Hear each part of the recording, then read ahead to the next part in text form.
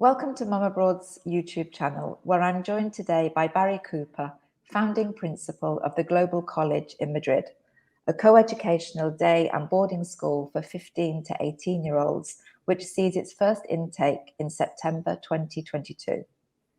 Barry's educational career spans 20 years, 3 continents, and 4 prestigious schools in London, Edinburgh, Shanghai, and Dubai.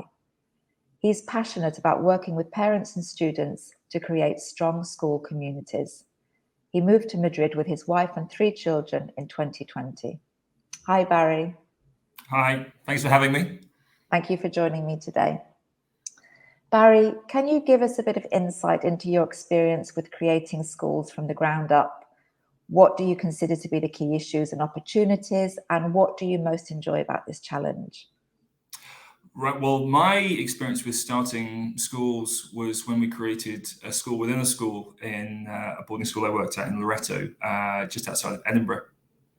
And there we were creating a small school for students who were coming to us for 1 year, to try to ensure that they had a really meaningful experience, that they were getting the very best out of British education. And that meant playing with timetables and playing with the subjects and the topics that they were learning, to really ensure that they embedded into the community, because I think that's a really important part of schools. I believe that schools are a collection of relationships, and those relationships then form that community.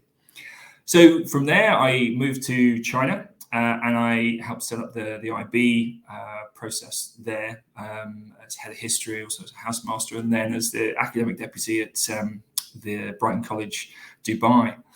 I think the opportunities are really about bringing a team together with a new school, and that's the team of teachers and bringing all of their experience to bear on the challenges that you face with a new school, but also a team of students and a team of parents, because everyone is invested in this project.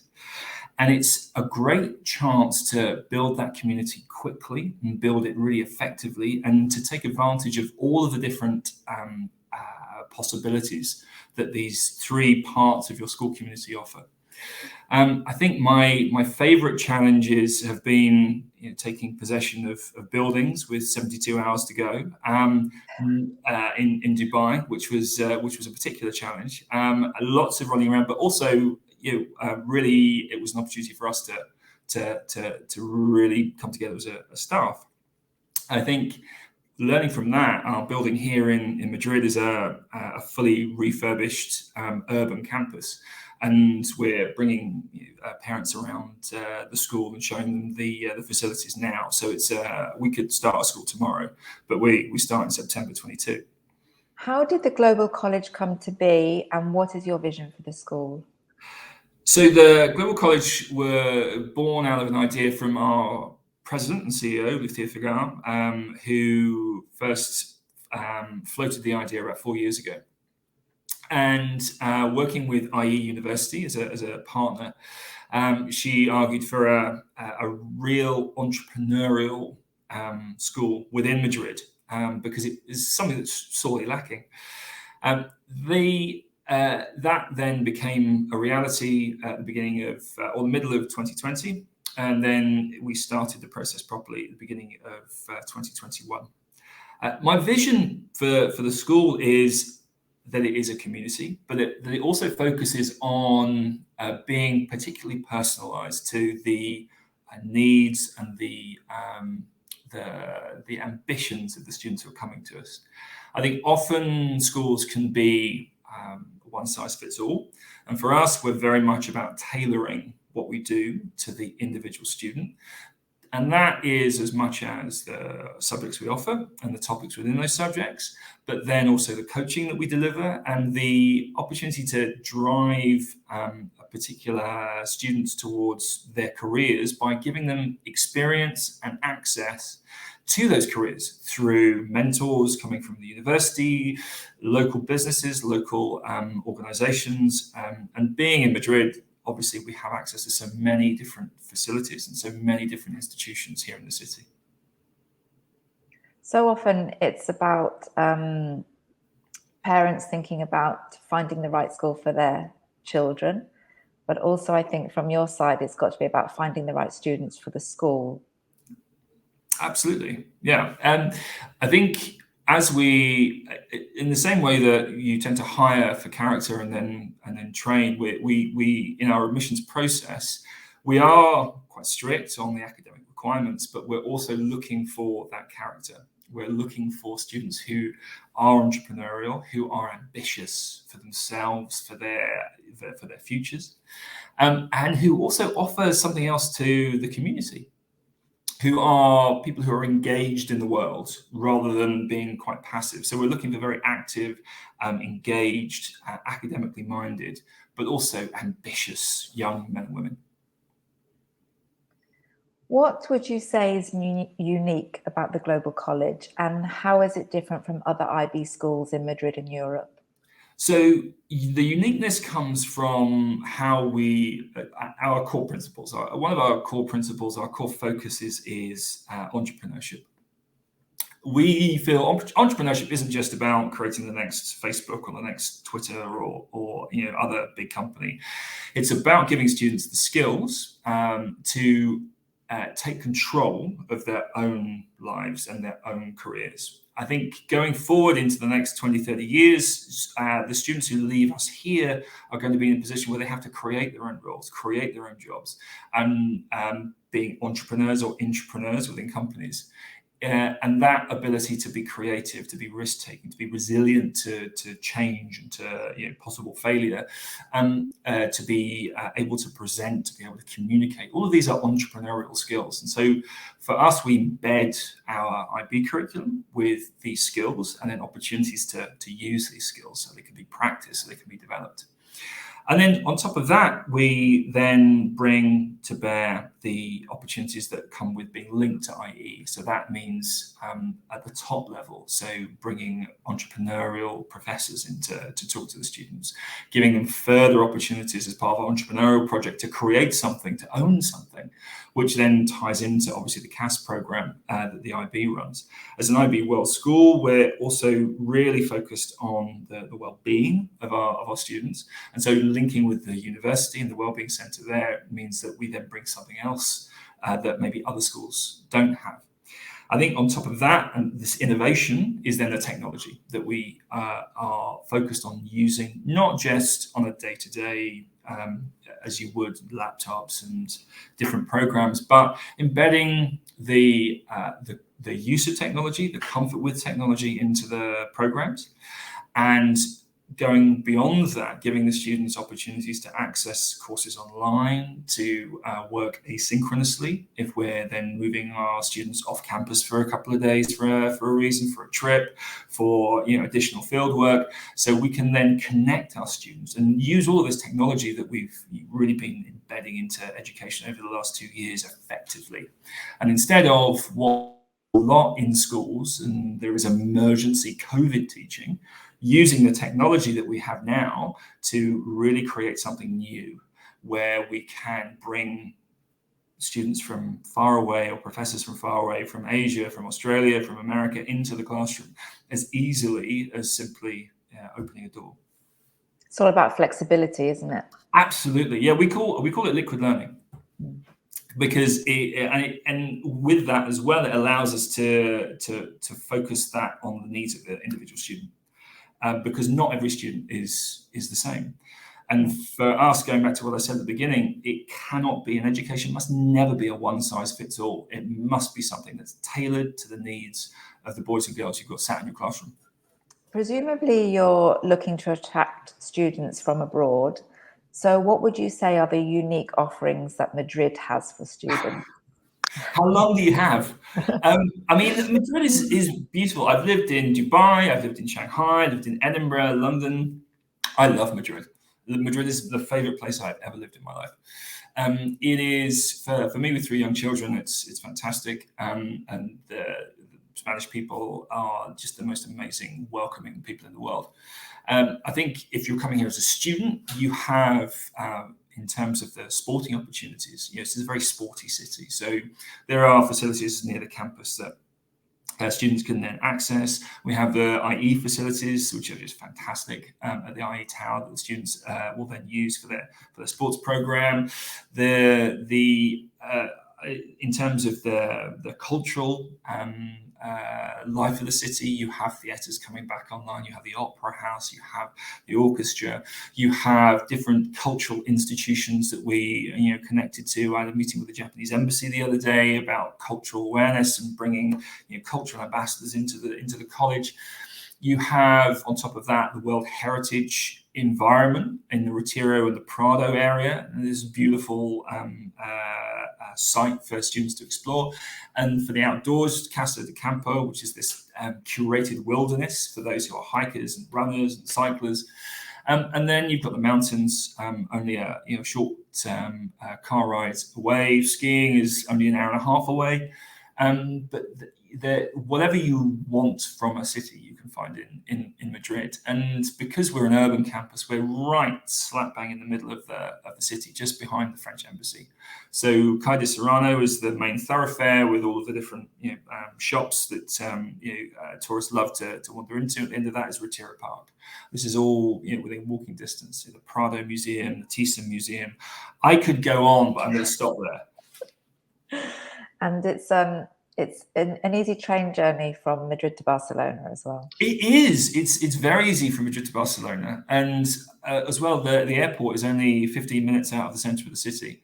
And of course, I think the Madrid airport is in the top 10 or top 15 busiest airports in the world. So the flights that come through Madrid, so from around the world, it's a really well-connected city. You've mentioned a little bit about IE University, so I think this would be a good point for you to give us perhaps a little bit more information. I think there'll be some people out there who are unfamiliar with it.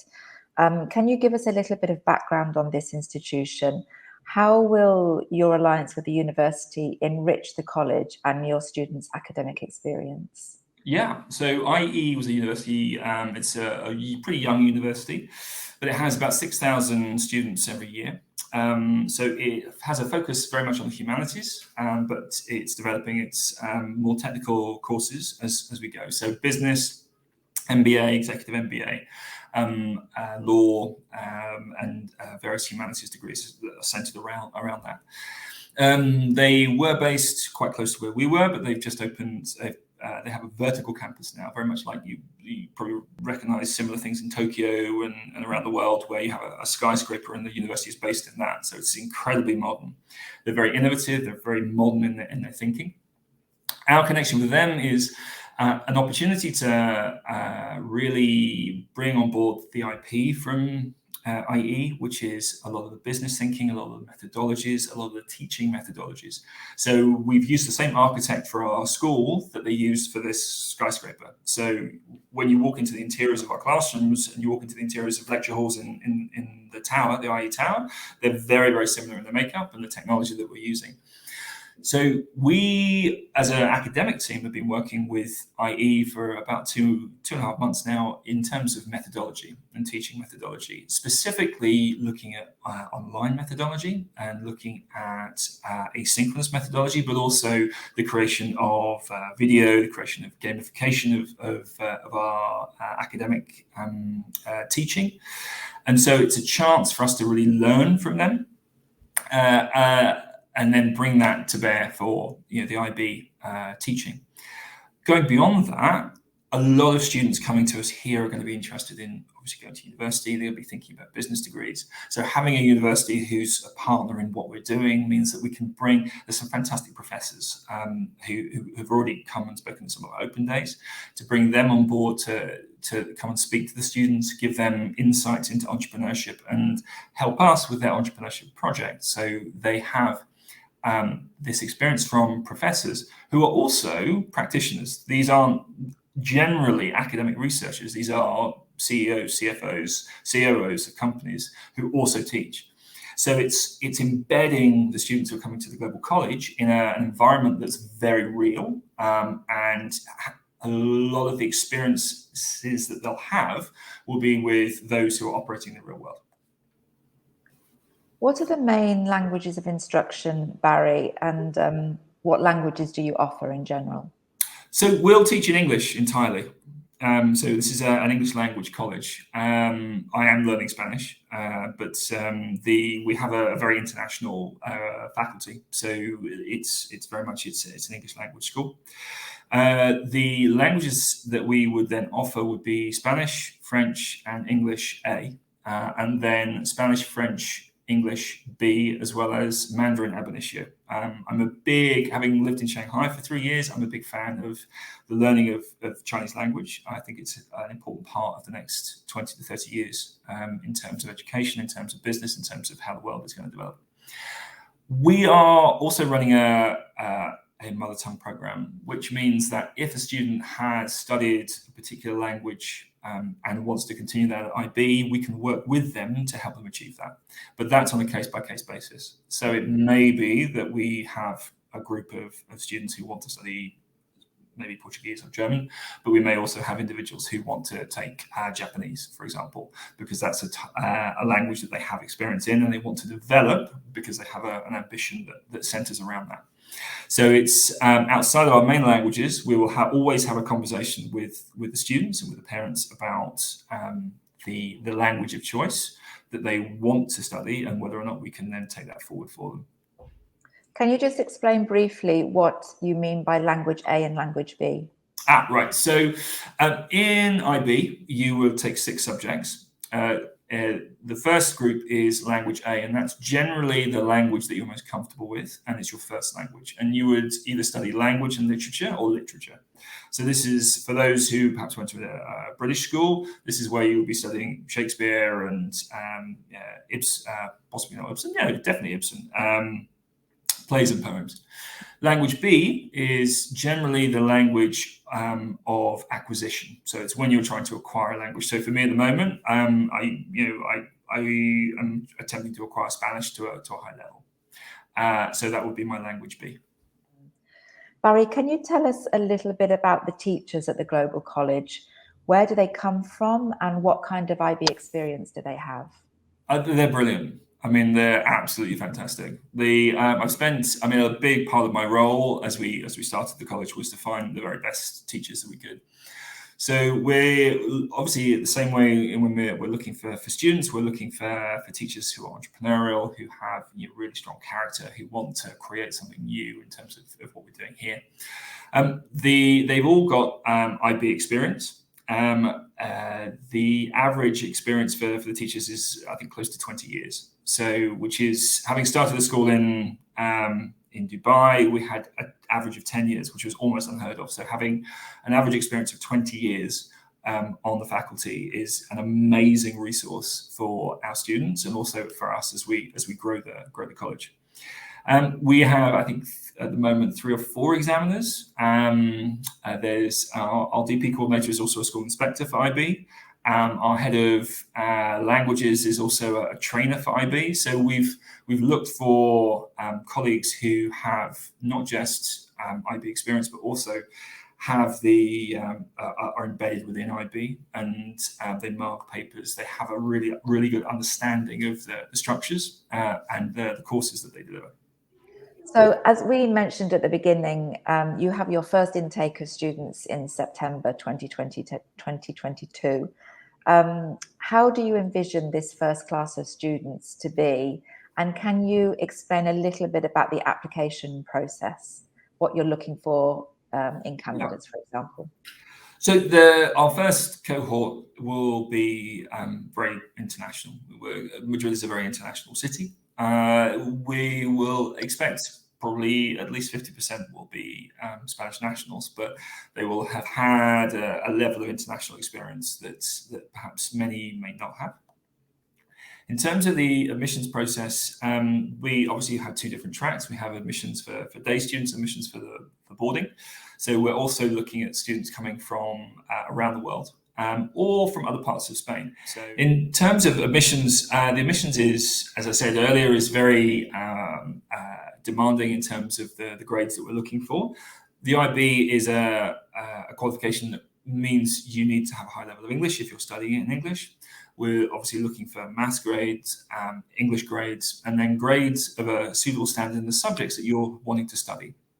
And then on top of that, we ask for the students to provide us with a video and also an essay, and then we have an interview to give us a sense of the character of the young people who are coming to us. Because, as I said earlier, what we're after is fantastically ambitious young men and women who have an idea about their future and want to use an opportunity here to move themselves forward.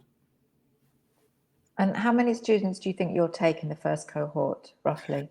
I think we'll probably take around 80.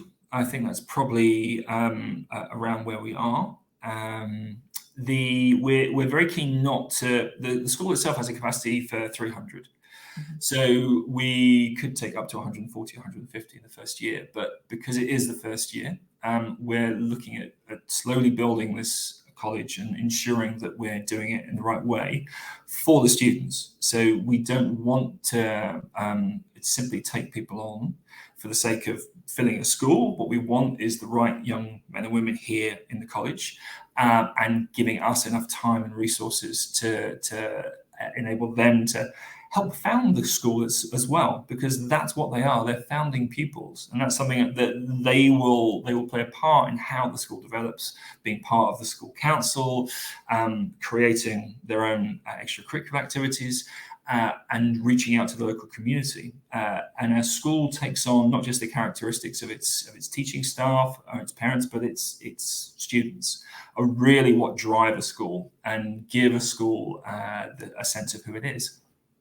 That's quite exciting, isn't it, for the students to have that kind of responsibility, I think. Absolutely. And we want to give the students that responsibility. We want students who want to reach out to the community, who want to do new things. Barry, how are the academic teams setting up the coursework and extracurricular activities during the run-up to the school opening? So the way we work is we work in a trans-disciplinary way. So the academic team, we plan the different curriculums and the different subjects, and then we sit down and we work together to see where there are alignments, and then we alter the planning according to those alignments. So we either think about bringing strong themes all the way through the college, or having horizontal themes where we can actually be dealing with similar topics or similar ideas at the same time. So, and that works best with when you're perhaps history and economics or in the sciences, but also in terms of language and the thematic issues that you can then bring to bear. The team, in terms of extracurricular activities, we have two different ways of approaching that. We obviously run a sports program for the students, which they will all take part in, but then there's extracurricular activities outside of that. So the students can then drive that themselves. So if we have students who say, I want to do karate, I want to do judo, etc., then we can then facilitate that, given the facilities we have near us. And then the more academically orientated extracurricular activities are then what staff then facilitate. So, for example, international relations or debating or sciences. But that's where we're facilitating. I think this is a really important distinction to make. It's not a case of going to a club and listening to a teacher talk. It's going to a club and working with a teacher to actually take on board a project. So for international relations, for example, we want the students to come up with their own ideas. Do you want to work with a school in South America? Do you want to learn a new language? Do you want to engage in the politics of another country and understand how that works? But then they need to bring something to the group itself. So that means presenting, it means creating, it means taking hold of something and delivering that rather than being passive. Every activity that we do must be about activity. It must be about the student taking control and taking action and having engagement in the extracurricular world. You just mentioned at the beginning that there could be a crossover between subjects. Is that part of the IB methodology? It is, yeah, absolutely. So but for us, we want to really make that a point of how we operate. It's possible to be transdisciplinary on a very surface level, but for us, it's incredibly important that we are thinking about the entrepreneurial skills that we're looking to embed and where we embed them, but also showing young students that actually what they're studying are not subjects that are in silos, but rather are all connected. And by being transdisciplinary in the way we create this program, it means that the students can take an education rather than simply taking individual subjects. Your school sounds very international and very entrepreneurial. Can you speak about how these two aspects will benefit students' lives once they graduate, and how it prepares them for the future? Well, entrepreneurialism, I think, is something that it's a core skill. I think if you look at any of the World Economic Forum reports for the requirements for the next 5 years, 10 years, on those reports, the core skills are always about creativity, they're about resilience, they're about communication. And so all of those skills are part of that idea of entrepreneurialism. Entrepreneurialism isn't a single skill, it's an attitude. But to have that attitude, to have that confidence, you have to have all of these individual skills that should be, in my view, embedded into education as a rule. So I think going forward, my hope is that with that entrepreneurial education, students are leaving the college with more confidence, with the ability to be the person who stands up in the room, who takes the lead, who takes advantage, who sees opportunity, who is able to, where there is a problem, has resilience and can bounce back from that. There's a wonderful phrase it's coined by, I think, a British football manager, bounce back ability.